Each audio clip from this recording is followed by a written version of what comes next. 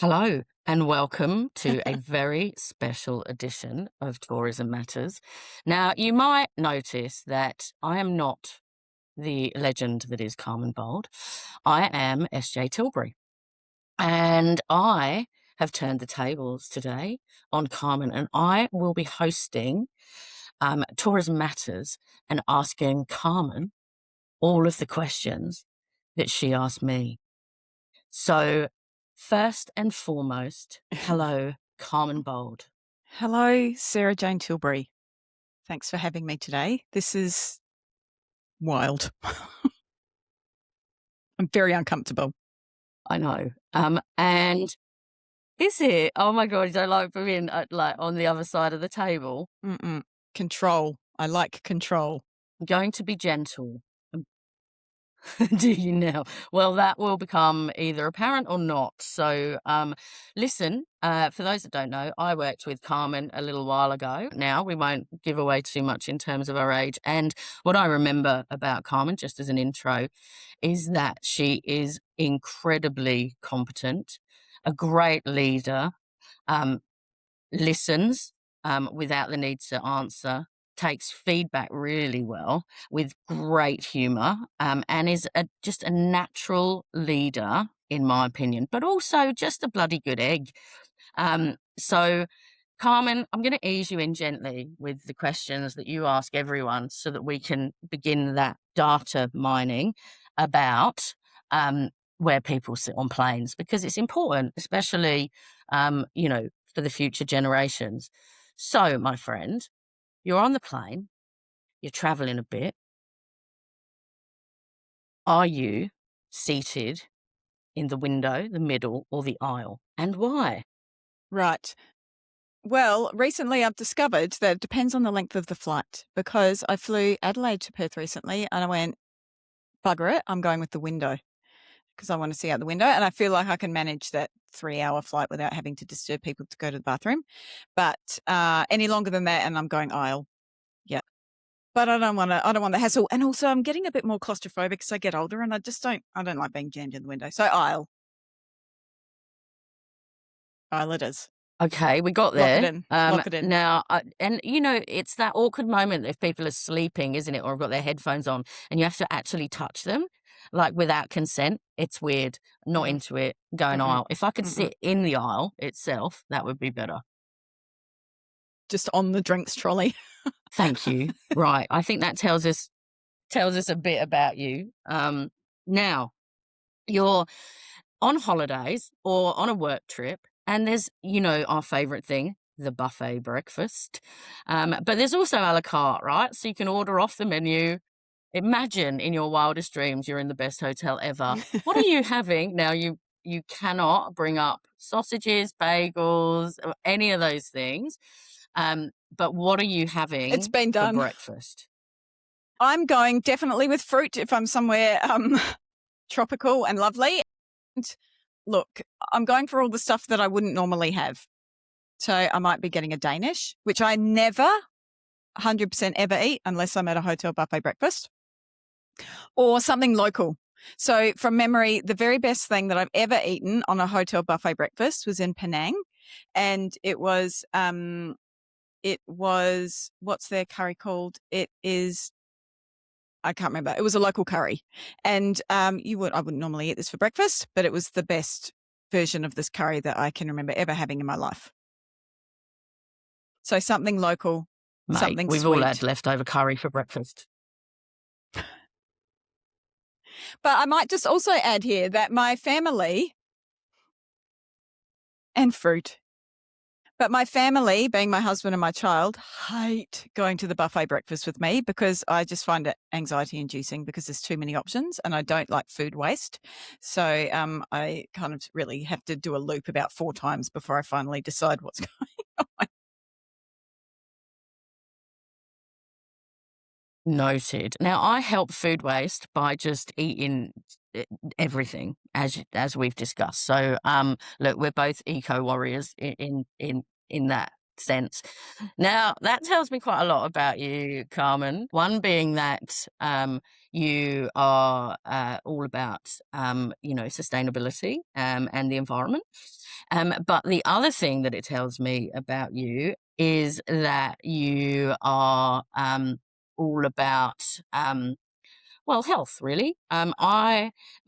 Anyone will tell you that the only way that I'll have fruit is in a martini. So I appreciate your leaning towards health and well-being.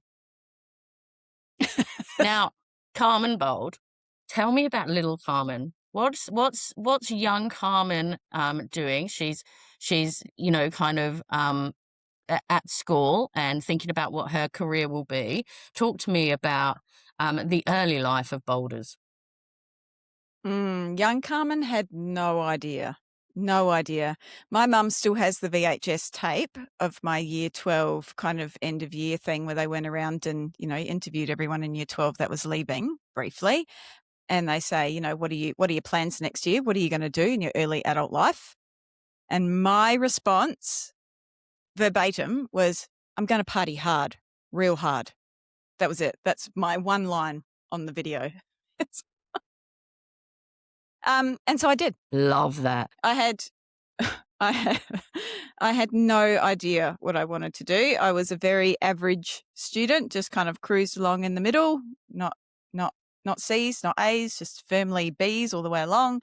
And I left year 12 and had no idea.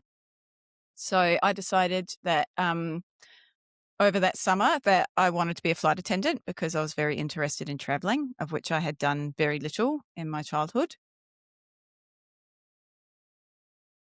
I picked up the phone, as you could do in 1999, and called the Qantas HR department and spoke to a lovely lady and said, I've seen these flight attendant courses, short courses, 6 weeks or whatever, but they're very expensive, $5,000, which was a lot back then for me to fork out. Should I do this? I want to be a flight attendant. What's my best way of doing this? And she said, please do not go and do one of those flight attendant courses. We will train all new flight attendants. You go through rigorous training when you come on board with Qantas, and we don't see that on the CV and see it as a valuable, experience. She said, if you want to be a flight attendant, go get a job in retail or customer service, maybe go and study tourism or hospitality and just wait for the next round of recruitment. So I did. I was already working at Target in the women's wear department, which I'd been doing since I was 16, and at Adelaide TAFE, and did a advanced diploma in tourism and event management. But we have something in common. I worked in a department store in the, haberdashery. That's aging me, but also in the women's department. And so, yeah, it's weird, isn't it? Go on, carry on. So Yeah, it is. I was there for years. Yeah, so I finished 2 years later and advanced diploma, and I by this time am well and truly in love, and moved in with my very first out of school boyfriend. And I decided I don't want to go away and be a flight attendant anymore. I'm going to do something else. And so, as you do with the power of love, as you, Carmen. I know, it's like what would have happened? So as you do when you're, that's one thing that TAFE is really great for is, volunteering opportunities and exposure to industry. And so I took every opportunity I could while I was at TAFE to volunteer. I volunteered on events, and I remember volunteering on the Clipsal 500 and big golfing events, and you just, get exposure and meet people. And, through TAFE, I got a contact with SeaLink, which you are very familiar with. And they were looking for some reservations consultants for their Kangaroo Island ferry. So I interviewed and I got a job with SeaLink out of TAFE. So that was my first job in the tourism industry. Reservations, so taking inbound calls and booking people. So I'm weirdly, just as a sidebar, I met with Donna the other day who was laughing about us on the podcast and said to send my love and that she remembers you being an absolute legend because, as you know, I used to also work for Sealink and also involved in the KI ferry service. So it is a small world. Wouldn't like to walk it, but it's a small world. Yeah, so I went to Sealink and I spent, I don't know how long I spent there actually, 3 years maybe, in reservations. And that was really good because, you know, Sealink own more than just even back in those days, this is early 2000s, they owned like some tour companies, and I got exposure like working in the sales and marketing team and hosting for mills and, you know, the types of experience you get when you're just sort of open to going, yeah, okay, I'll help you. Oh yeah, you need to host some agents on Kangaroo Island? Sure, I'll come along. That sounds like fun. So I got lots of good exposure to lots of different department and product development as well. You'd have been so good at Famils. I'd have loved you hosting a Famil. I'd have just been like having the best time. I'd just be like, this Yeah, Carmen's it so was a much good time. fun. Let's go. Yeah, so I spent a couple of years at Sealink. I don't know how long, maybe 3 years. So after that, I broke up with my boyfriend, and Oh, pretty much at the same time I left Sealink. And I left Sealink and I actually went to work for a company called Adventure Tours Australia. And I worked in a very similar role in their reservations team in Adelaide, and they run like backpacker coach tours or small group tours around Australia. So I went on, when I started in that role, myself and another reservations agent that had just started went on like a 7-day famil from Adelaide to Alice Springs. And I God came help back us. from that famil. Yeah, it was, many, we won't go there. I came back from that famil I don't think your and I listeners broke are up ready with for my those stories. boyfriend. No, they're not. Times have changed. I broke up with my boyfriend when I returned, and that was after 5 years. That was a big deal. Oh. And stayed at Adventure Tours only for another 6 months or so, and then I said, I've got to leave. I've got to get out of Adelaide. I've got to go and see what the rest of this world is about. So I had family in Darwin, so I put my car on a truck, and I went to Darwin, and my car followed me. And I didn't know what I was going to do in Darwin, but I had somewhere to stay. And I was on my way. I'd been there for a couple of weeks, just sort of sussing the place out. And I was on my way to a job interview at a backpacker hostel. And I thought, I'm just going to stop. I'm a bit early. I'm going to stop at this internet cafe. Now, for my younger listeners, this is a place, before we all had smartphones and Wi-Fi, and you had to go to the cafe and log in to a computer and check your emails and social media, although I don't even think we had social media then. And I checked my emails, and lo MySpace. and behold, there was an email there from my old boss at Sealink, Mr. Michael Shepley, saying, "Hey, where are you? What are you doing? We've just bought a ferry company in Auckland, and we could really use some experienced hands on the ground to get things up and running. Do you want to go to New Zealand?" So I didn't go to the job interview at the backpacker hostel. I put my car on a truck back to Adelaide. I went and got a haircut, and the hairdresser had to sign. I didn't have a passport, and I didn't know anyone in Darwin that wasn't related to me. So the hairdresser very kindly witnessed my passport application like she just pretended to know me. And I expedited my passport and got on a plane to New Zealand as soon as my passport came through. So that was in like 2005. And that, my friend, changed my life. Wow. Wow. Mm. Just the logistics of moving your car up and down the country, you'd have had to have worked for like 6 weeks to get that back. And why I don't I've even. got a question that I'm like, why Mm. you weren't joining the Navy, mate? Why did you need to get a haircut? What did you like? What? What? I think I was just overdue. The ends are a bit ratty or something. I think I was Right, but you I made it didn't get, sound like maybe, you I don't needed to know. get a haircut to go and run Okay, ferries out yeah, of New yeah, Zealand, okay. No, no, no, which no. I I love. didn't. I love the idea of it. Like Look, you got Full to be Metal sharp. Jacket. You got to put your best foot forward. No, it was more the story that I had to get the hairdresser to sign to witness my documents for me. But thanks for picking that up. And I mean, that hairdresser is now in jail for yeah, all sorts of, forgery. crimes against the passport office. But, okay, so we're now on a flight to New Zealand. I would have been in the window seat then. You're now on a flight. Okay, we're going off Mm-hmm. script as usual. So you're Yep. now in New Mm-hmm. Zealand. What happens? I am. I was meant to go there for a month just to help get things off the ground. So they'd bought a ferry company that ran services from Auckland to Waiheke Island, which is an island just kind of almost like another suburb of Auckland now, really, and out to Great Barrier Island, which is a bit more further out, 3 or 4 hours on ferry. And I worked for them, in reservations, checking people in for the ferry, and just kind of doing everything that needs to be done when business changes ownership, and then like all the systems change, like new Sea-Link board in their reservation system, so training the staff on how to use it and et cetera, et cetera.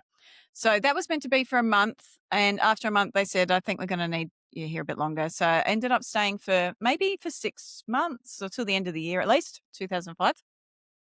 And then I decided I wanted to come back to well, no, I didn't decide I wanted to come back to Adelaide.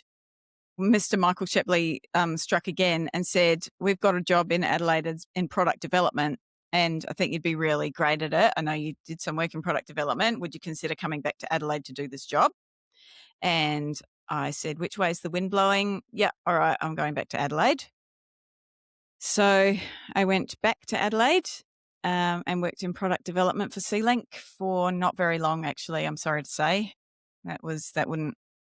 It goes against all advice these days. But I was probably only in that job for about 6 months, and I really missed New Zealand. I felt like my time there wasn't finished. So I said, sorry, Michael. Sorry, product development department. I actually really, really liked working in product development. That is right up my alley. But I just needed to go back to New Zealand and see what else was around, because I'd only really been in Auckland. So I went back to New Zealand. That was in early 2006 or mid 2006. And I went, 2006. Right. Wow. I mean, New Zealand's 2006. amazing. And what you mentioned Waiheke. Did you say Waiheke? You could say it better than me. Island. Waiheke. Weirdly, I went on a team building trip over to Waiheke Island. And do you know what it was? We made sausages and cocktails, which I think is a weird combo. But really Sausages fitting for and you, cocktails. Tillers. This is I is mean, a bespoke maybe that's package right. for I you. get my love of it. So we're maybe it was never that. It was something fancier before I got there. Now, so it's 2006, and you're back in New Zealand. What's going on? What do you do Yep. then? Did you have a job? What? Just off you No, went? I didn't have a job. Yeah, off I went. I went to Auckland for a little bit just because that's where I knew people, and I was maybe there for a month. And while I was there, I was like, I want to go to Queenstown. That's the adventure tourism capital of New Zealand, and arguably one of the world's greatest adventures. And that's kind of what I wanted to do. I wanted to go and do something fun and be somewhere I'd never been to, like a mountainous region. I'd never seen the snow. I just wanted to go somewhere I hadn't been before. And so while I was in Auckland, I just started scoping jobs, and I reached out to, I don't think they were advertising. I was like, oh, bungee jumping. Yeah, I'd like to do that. And I reached out to someone at AJ Hackett. I probably picked up the phone and called them. Again, that's just what you did. And coincidentally, their HR manager was like, actually, we need someone. Great, you've got this experience in tourism. Cool, when can you be here? And so off I went on a plane to Queenstown for the start of what ended up being 2006, maybe 7 years with AJ Hackett Bungy. 6 or I only 7 spent years? 2006 to 2000 and I left in 2011. So 6 years, 6, 7, 8, 9, 10, 11. I know dates get blurry at this point, don't they? I was like, everything was 3 years, and then when I got off the podcast, I was like, it's just lies, just blatant lies. Like 3 years was my go-to. You know, like in project management, they always go 2 weeks. It's going to be 2 weeks. And my default is like, I was there 3 years. I'd have to be 420 years old to have done every job for 3 years. Yeah, we'll go with 6 years. But I was only in Queenstown for about a year. So I worked at the Kawarau Bungee Centre and up at the Ledge, which is at the top of the gondola in Queenstown. And I loved it. It was so great. I was on the frontline teams. Can I just do a sidebar and go, Go. What's the best story you can give us from Bungy? You must have so many. What's your favourite go-to I've got some dinner party goodies. story about 6 years in Bungy? I met David Beckham, and he was. This is when I was in Auckland. Oh man, that's one thing about the tourism industry, folks, is that you meet some people. I met David Beckham, and he was in Auckland at this point in time. He was with the LA Galaxy soccer team, and they came to Auckland to do, I don't know, for some soccer thing. Couldn't care less about that. But as the whole team came out to do a bungee off the Auckland Harbour Bridge. Luckily for me, I was on photo and video duties that day, so that meant I got to be out on the bridge, but not where they jump from. You take the photos and videos from a little room that's away from them. So I begged my boss, please let me, when you go out onto the Auckland Harbour Bridge, you have to have a safety harness on and you kind of clip onto this railing so you're safe while you're walking out to the bungee pod. And I begged my boss, please, please, please, will you just let me attach their safety harnesses for their walk back, please, so I can just like give David Beckham a high five. And he said, yeah, okay, shut up. And yes, that's fine. You can do that. So, this is going to be a hard picture to paint for those that don't have a visual, but the whole LA Galaxy team, I don't know how many people that is. I don't know how many people are on a soccer team, but it felt like a lot. Coming past me, I'm attaching their carabiner to the railing on the harbour bridge, and I'm putting my hand up, and everyone's giving me a high five as they go past. Yeah, you've all done bungee jumps. Woohoo! Yeah, you guys are awesome. Yay, go America. This is amazing. And at the very, very back of the line is Mr. David Beckham. And he obviously hasn't been looking at what I've been doing to the entire rest of the team. And I put my hand up. Finally, this is my moment to give him a high five. No. And he puts his hand out to like shake my hand, like, thank you very much, pleased to meet you. And so my hand's up, his hand's out, and it just turns into this like finger touch, fish finger touch thing. And I was like, I didn't have the words. I didn't. And so I attached his carabiner and off he went with his security. And I was I just wanted to have a great high five connection. I'm going to look at the elbow and it's going to be a cracker and I'm going to, but yeah, so it was just a weird sort of hand finger touch thing. Yeah, it was really, took me a little while to get over that. Oh, Carmen, I'm actually dying for you. Someone asked me my most embarrassing story the other day, and that tops it. It tops anything that I could have come up with. Oh, no, I don't can believe feel it. I feel like I'm there, you know? Yeah, it was awful. I was, yeah. But on the plus side, when he was up in the bungee pod, I have headphones on because I'm taking the video, and I could hear him talking to Posh Spice and like telling her, oh, babe, I've just done this bungee. And I was beside myself that Posh Spice was like, I was this far away from like one degree of separation between me and Posh Spice. Like that was very exciting for me. So yeah, that's a story. I mean, some people would just be impressed that they'd met David Beckham, but you actually were using David Beckham to get to his wife, which, I mean, you know.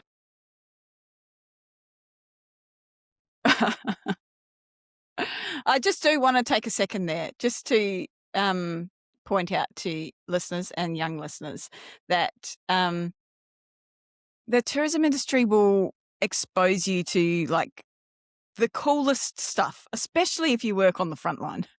Because, man, I met so many celebrities and, we'd have road crew I went backstage at the Chili Peppers because the road crew came in to do a bungee jump. And, I went backstage at Katy Perry because the same road crew came back again with Katy Perry. Like, it's just, this is unspoken. It's not all about the moolah and it's not, it's the experiences. I wouldn't never have those in another industry.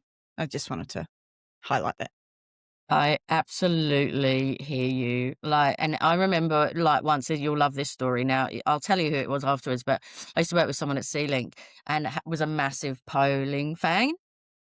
Poe was doing something on the Murray Princess for us, and she begged me to meet Poe, right? So I was like, fine, I'll chuck you on the tender with her out to the boat. And I was like, but this was my only words to her: don't be weird. And she would have been so weird. Like, why was she on the tender with her book, giving it, can you sign this? But some amazing stuff happens, doesn't it, in tourism? So, and we don't actually talk about it or name drop, but I spent the day with Xena Warrior Princess in Melbourne Aquarium. It was my screensaver for about 2 years. I know, and I forget these stories as you do. I'm never going to top. I didn't high five Xena or do the hokey cokey with her, but that's not going to top your David Beckham story, is it? Yeah, but maybe I should. If I tell that story again in the future, I'll just leave it at that. I met David Beckham. No. We don't need all to the go into deets. detail. All right. So we're in Bungy. What's happening? What's happening to your career? Yeah. So I definitely wouldn't have called it a career at the time. It was just, following my nose. But yeah, so a year in Queenstown and then maybe 5 years, whatever took me to 2011 at Auckland Bungy. So Auckland Bungy and Bridge Climb. So yeah, frontline manager there. So managing a team of, I guess, everything that's not kind of operational. So not the the jump masters or the jump operators. They're out there doing their own thing. But in terms of like checking people in and, getting them to and from the site and sales and all that, everything. So that was such a good time. All of my best friends are still, all the people I worked with there are still my best friends. That was an amazing, amazing time of my life. But 2011 rolled around and I was thinking maybe I'll go and try something new. So the Rugby World Cup was coming to New Zealand, which was, the biggest sporting event that New Zealand had ever hosted. And New Zealand, obviously being the rugby freaks that they are, this was a big deal. So a job came up as, this is the best job title I've ever had. Well, is it the best? It's the most convoluted. Eyesight Coordination Manager, Rugby World Cup 2011 for Auckland Tourism Events and Economic Development. So I applied for that job. Hang on. Get that on a name badge. Like your business cards are like A4, are they? Just turn it into a paper plane and fly at people. Yeah, good luck. Did you say, I'm sorry, but did the start of that say eyesight coordinator? Yeah, okay. So if you're not from New Zealand, the Eyesight Network is the visitor information network. So all your information centres are called eyesights. Right, that makes more sense. Yeah, I being the letter I. That makes more not sense. EYE. Yeah. But yeah, I should. Got it. Thanks for asking that question. And in my early days there, I very naively, this was the most corporate job I'd ever had at the time, because Auckland Tourism and Events and Economic Development is the regional tourism organisation for Auckland. And so I just shortened it. I just changed my email signature and said, I'm just the eyesight manager. And took off the Rugby World Cup 2011 bit and just was like, this is ridiculous. I don't need that on there. But the PR team got a whiff of that pretty quick and very quickly and sternly said, you can't leave off Rugby World Cup 2011 from your job title. You need to. This is the job title. This is how it needs to be displayed. I don't know. I thought it I was might chuck it in neither now, here nor there. frankly. So this job was still to this day one of the greatest jobs I've ever had. It was a thrill and a complete delight to work on such a behemoth of a sporting event, and unlike anything I'd ever done before. But I was contracted, maybe it was for about, I don't know, 10 months. And essentially just to sort of come in and be the middleman between the eyesights, so the information centre network, and what's happening for the Rugby World Cup. So there's obviously the games that happen for Rugby World Cup, but then there's all sorts of like other, fan zone activations. So if you're not going to the game, you can go over to this fan zone and watch it on a big screen. And the information centres needed to be fed constant information about where these things were and how visitors can get along to them. And so I was sort of just this collator of information, and I would do endless presentations to eyesight staff. So I think there was 12 eyesights in the Auckland region. I'd go out and sort of talk to them all on a regular basis about what new things were happening. And I would also talk to operators in the Auckland region. So say you're a car hire company, maybe you might need to know like what road closures there are going to be around your CBD car hire location, or tell your staff this is where they can go to access all the information. So if somebody's asking them when they're picking up their car what they can do, then your staff are fully equipped with information. So that was pretty much my job for 10 months, and I loved it. And a big shout out to Cecil Portito, who was my first guest on the Tourism Matters podcast and also was my boss in that job. He was a total legend. Yeah.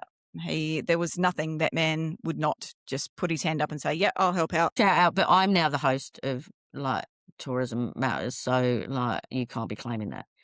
And just No. as a side note, we've both worked in rental, and we spent most of our time explaining how the cars work, and not to drive the wrong way out of the roundabout at Heathrow, which I saw about 100 times and never ceased to make me clutch my pearls.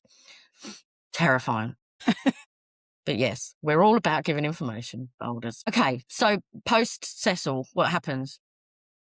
Post Cecil. So, I left there at the end of 2011. Obviously, the Rugby World Cup comes and goes, do some reporting to wind things up. And then I thought I'd better look for the next thing. And the next thing for me at that point was a job with THL, so Tourism Holdings Limited, in Auckland for one of their companies, Kiwi Experience, which is a hop-on, hop-off backpacker bus around New Zealand. And I was the assistant ops manager.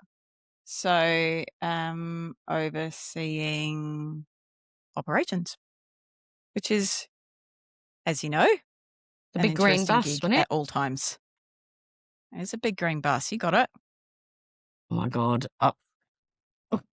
Oh my God. I can only imagine the stories being, having been involved in coaches and humans and drunk humans. I can only imagine. Yeah, there was, yes, an endless amount, but that's for another day. Nothing you want to share, Carmen? So, okay, got it. No, no, moving on. no, next. Moving on from the big green bus. So, yeah, that's Got it. So that was a great job, and I love being in operations. I think it's just a hard and fast way to just learn all the things and things that you could never dream that you need to know. And work really closely with their Kiwi Experience reservations team, who were like the best fun to work with. And obviously, like all their drivers, I can't remember how many drivers they had. I think it was probably 20 or 30. And all the operators that we worked with on the road. Yeah, it was just a really great gig. But yes, I don't know how my boss at the time, Justin Cowley, he was the coolest cucumber. I don't know how he kept his cool.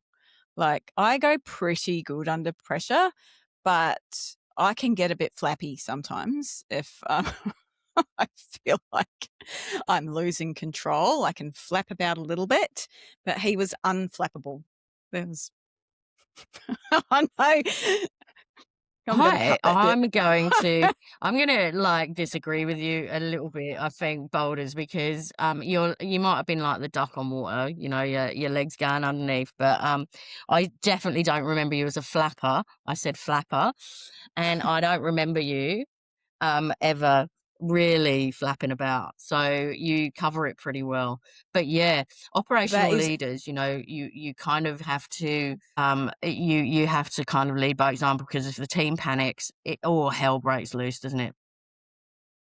yeah. And really, luckily for me, I was surrounded by a lot of people that had been in their positions for a long time and were very familiar.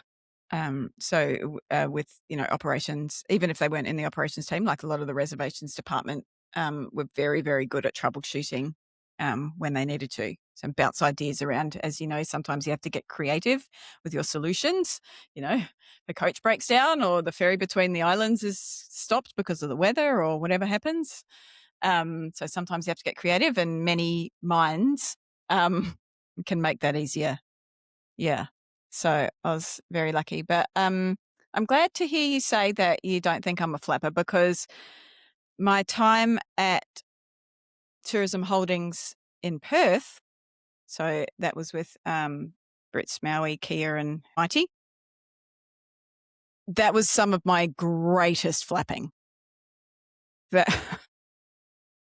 So I'll go back a tiny little bit. I was with Kiwi Experience for, I think, probably, again, a bit sketchy on the timeline, but maybe a year.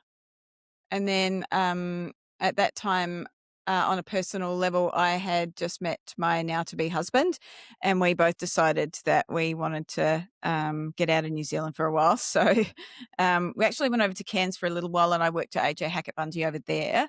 And then my husband decided that he wanted to give mining a crack. So we came over to Perth.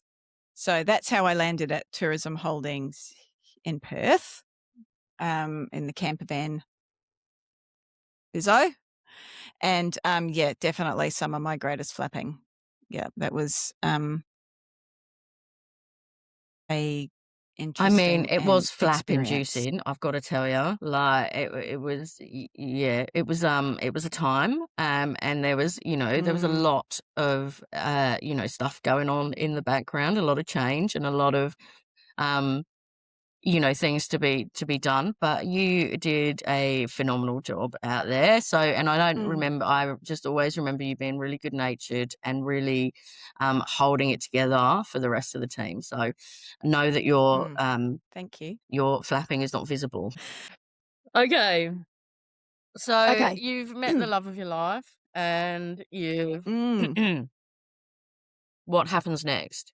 We're in we're in Perth. Yeah, so I'm with THL. I might be with THL for 18 months or 2 years, and I get married during that time, and I get pregnant. So I said, "Catch you later, THL." Can't. I'm gonna go be a mum, and I remember the I was a day. I mum. think I cried. I think I cried. Yeah, I expect it would have had that effect. Yeah. I mean, obviously, the best reason ever to leave me, and the only reason that I would have accepted, frankly. Mhm. Mhm. But yeah, very sad day for Tillers. Mm. Yeah, very sad day for a lot of people, really. So off I go, become a mum, and then during that time, we move from Perth to Tasmania. So 2019. So I became mum 2015, and I just focused on being a mum, and then we moved to Tassie. She get out a bit, yeah. Look, which way's the wind blowing? That's how the decision making goes. Yeah, Um, I like it. I'm same. yeah, me too. Mm, yeah, you are the same. Yeah, you've moved around a It's lot. about the opportunity, isn't it? Yeah. Mhm. Yeah, it's just Yeah. about the, you So know, we the went. opportunity to kind of grow or do something that is exciting. Yeah. Mm, so we went to Tassie on a holiday for hubby's birthday, and we just liked it. We felt like Perth. We just wanted to bring our son up somewhere a bit more rural, and the timing was good because 2019, and then we all know what happens in 2020. Mm. So not long after landing in Tasmania, I decided I would return to the workforce. My son was 4 at the time, and I was struggling to find something that would fit around motherhood in the tourism industry in Tassie. So I got a job, interestingly, in a tourism adjacent field, being the legal profession. And Hey, hang on a I minute. worked, Are we calling legal tourism adjacent? Everything's tourism adjacent, boulders to us, isn't it? It's like, oh, car mechanics, tourism adjacent. As long as keep your foot in no, the door.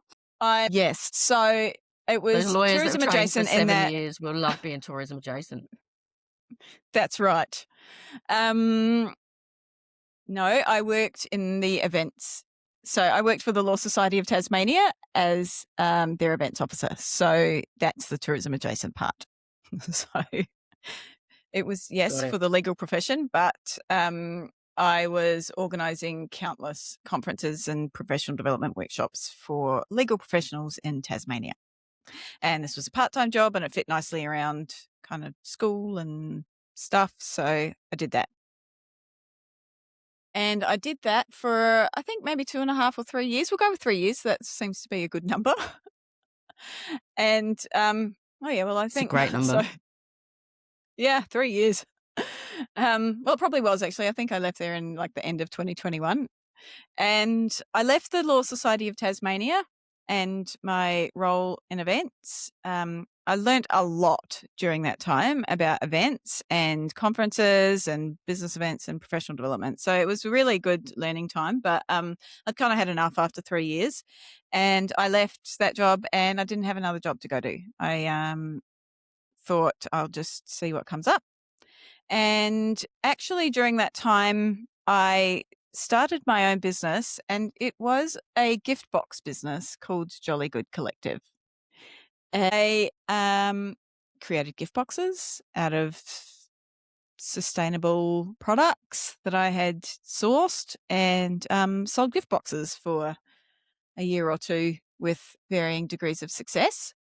So I learned very quickly that I loved the product sourcing and I loved talking to the producers about what their products were, but I really didn't like the e-commerce side of it. I didn't like having to always be on trying to sell.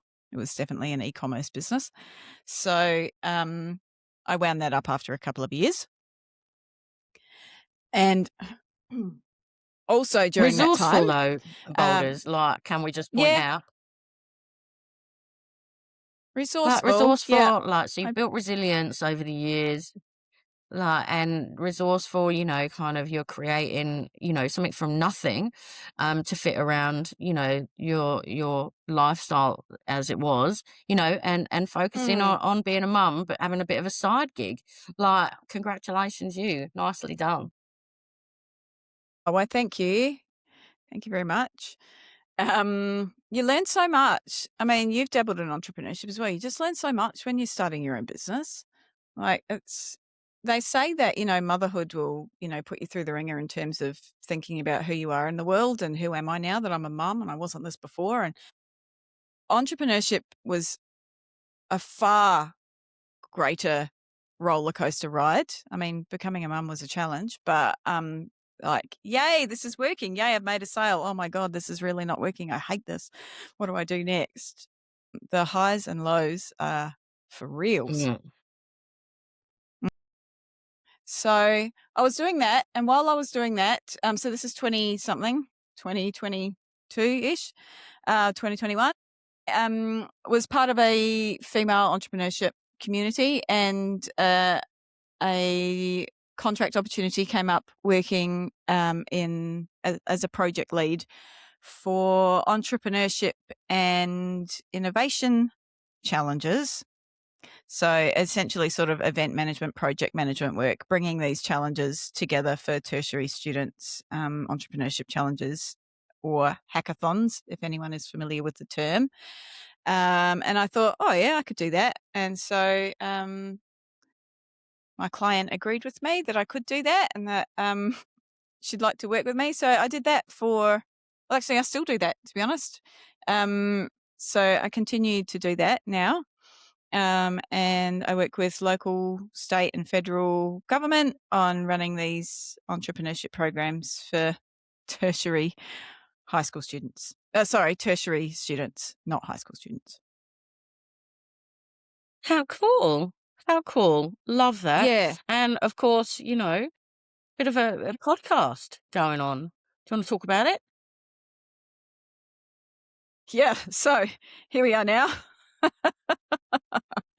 Well, I might just add in there also then in 2020,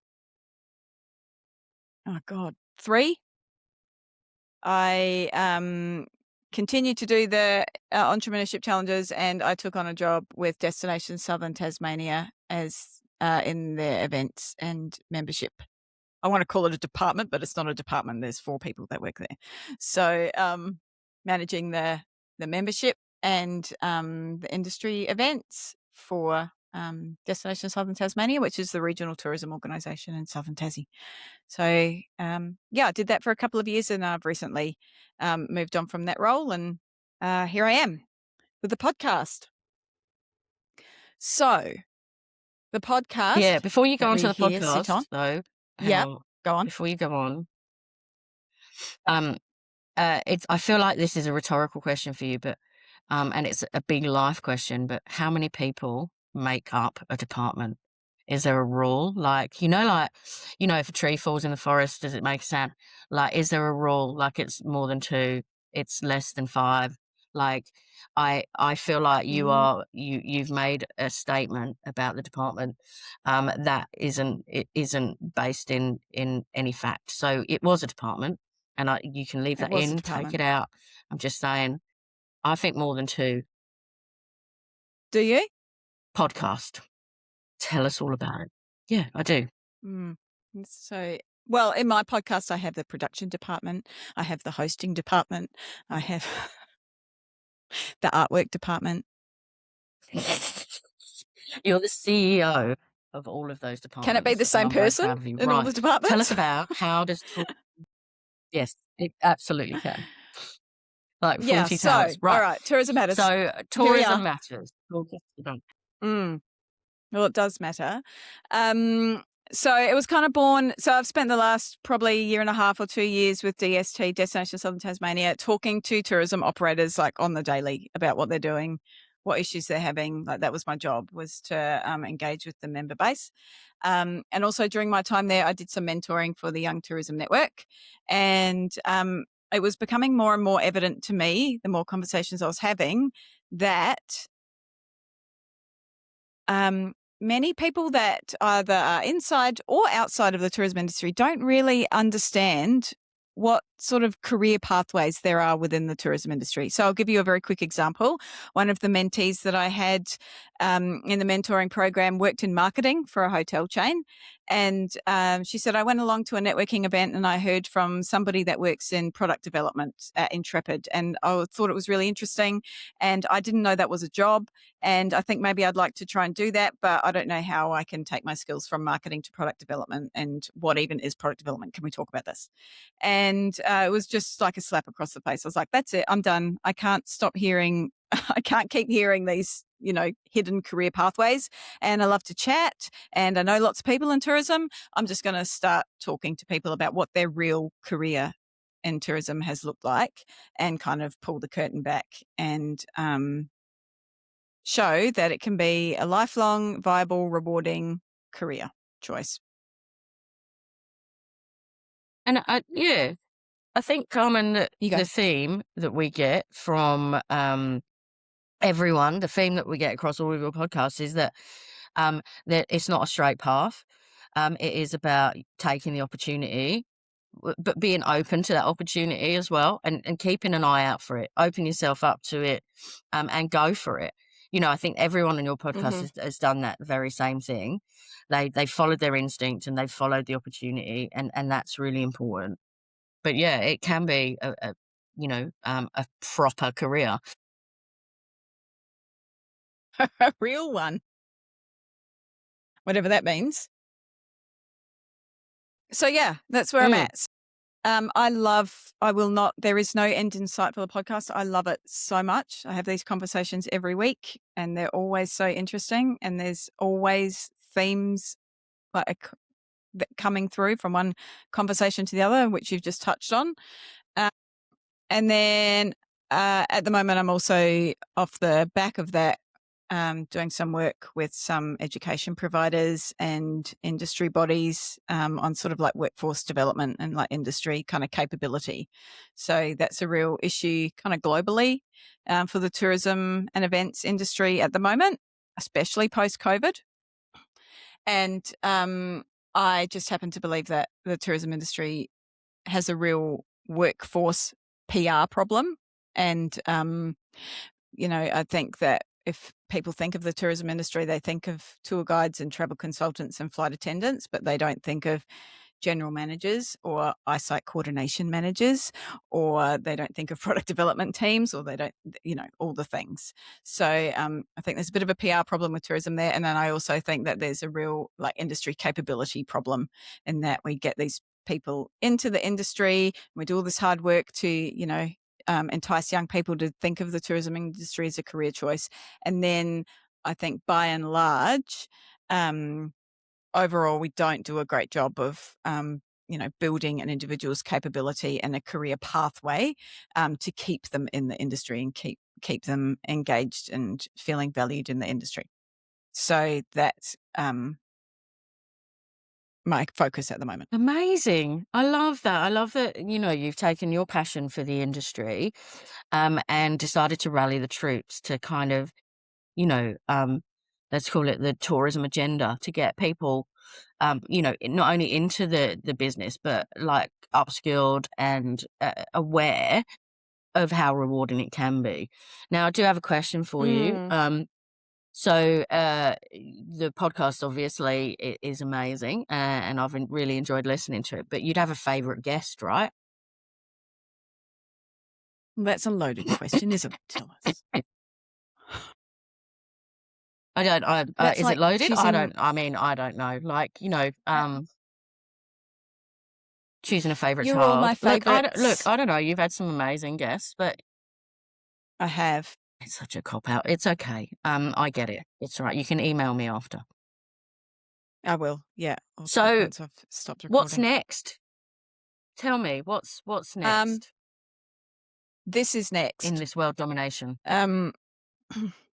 Yeah, this is next. This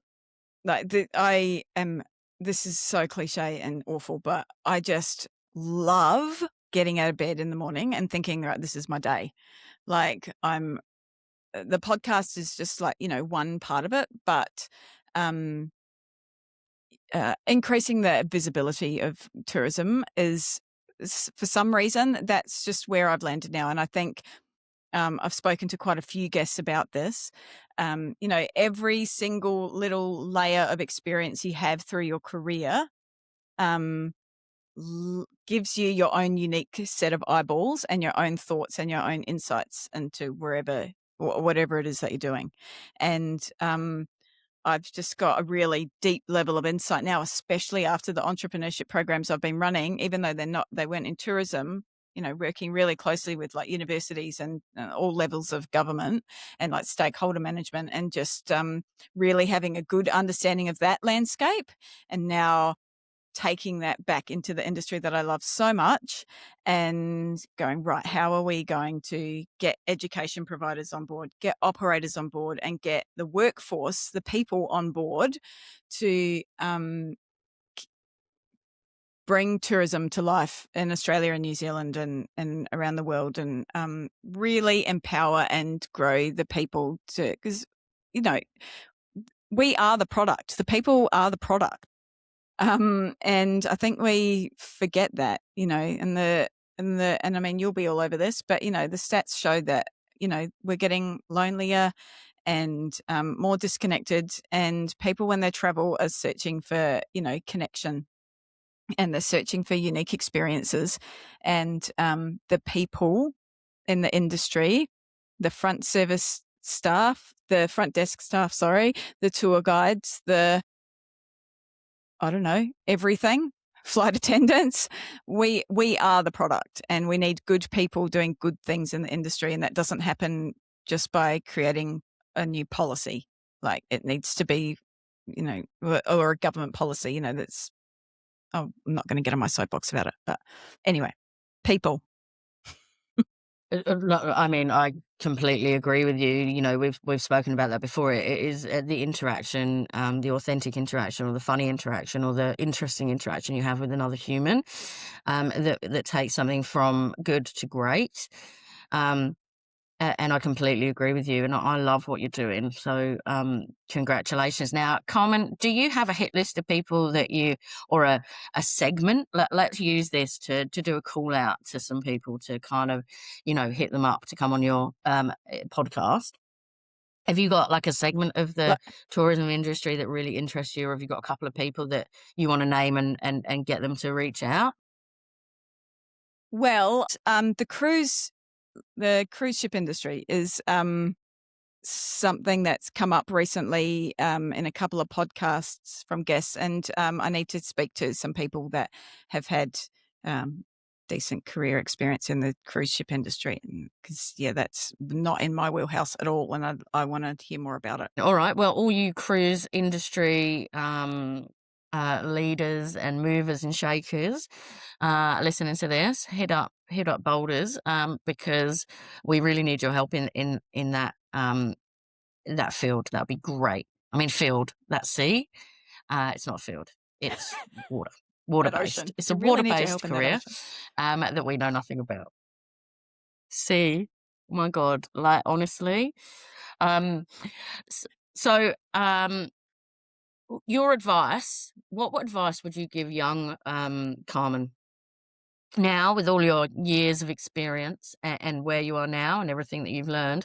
What would you go back and say to uh, Carmen as she was ringing up Qantas to become a flight attendant? What would you have said on the other end of that call? I would have said, something that irks me is do the third year and get your Bachelor of Business. Just do the one more year and do that, because that's really bothered me my entire life that I never did that. Mm, But that's just my mm, own thing. Um, I think I probably would have just said, maybe just be in the moment a little bit more. And it's terribly cliche, but I guess I'm always kind of thinking, what is the next thing? What is next? But I've always listened to my gut. I've always, done what I wanted to do within reason, move from here to there, to there, to there, to there, and done that. And I get that from my dad. But yeah, I think young Carmen, you're going to be all right. amazing. And what advice would you give to those people that are on the cusp of choosing, finance and administration, or the legal profession that's tourism adjacent? What would you say to them to lure them into the tourism agenda? Look, I don't know. I mean, if my David Beckham story didn't do it, then I don't know what will. But look, Mate, it's it's just the tourism industry is like really a delightful and rewarding career. I think there's rightly or wrongly, oh no, and I remember being told this when I was studying. If you want to make money, don't do it. You're not in it for the money. And, I guess while that tourism might not be as highly paid as other industries, and that's a whole other conversation, you can definitely mm, make a good living if that's your jam, if that's what you want to achieve. But I think you also need to maybe define what is a good life, what is a good career option. And it's not just all about money. And I would also just like to add that I firmly believe that tourism industry is far more AI proof than many of the other industries, legal profession being one of them, mm, finance being another one. mm. So yeah, just give it a crack-a-lack. Yeah. Come to the dark side. It is an awful lot Give of it a fun over here. crack-a-lack. Love that. That needs to go on a Give it a t-shirt. crack-a-lack. Yeah, this one. Give it a crack-a-lack. It's another, yeah, give it a crack-a-lack. Completely agree with the AI statements. You can't deep fake a great experience, you know, you can't deep fake tourism. I mean, you can deep fake the pictures to get them here, but it's still about the people. I completely agree. Now, thank you, Carmen Bold, for being the guest on my podcast, Tourism Matters. Lovely to speak to you. Um, Thank you. I'll let you do your own wrap up. Is that weird? Like, you know, when you do your editing and then you add the summary of yourself, will that be weird for you? If not, let me give a little summary. You've had um, an incredible career. I particularly love that you picked up the phone back in the day, like, because that goes to show that you're brave. And not everyone would do that, honestly. They'd chuck in the resume and hope for the best, but you actually picked up the phone, and lucky you did. I think you're incredibly resilient and resourceful and good humored and good natured and organized, but also willing to take opportunities and just trust the universe. And I think that has stood you in very good stead. And it's a pleasure to hang out with you and to know that you're trying to get people back into the tourism industry because it's so powerful. So thank you, Carmen Bold, for being my guest today. And uh, always a bloody pleasure to hang out with you and talk about your weird hokey cokey high five fails with David Beckham. And I'm glad that we didn't talk about sausage bending. Not today, Chillers, not today. Well, thank you, my friend, for steering the ship. Been a pleasure. Thank you.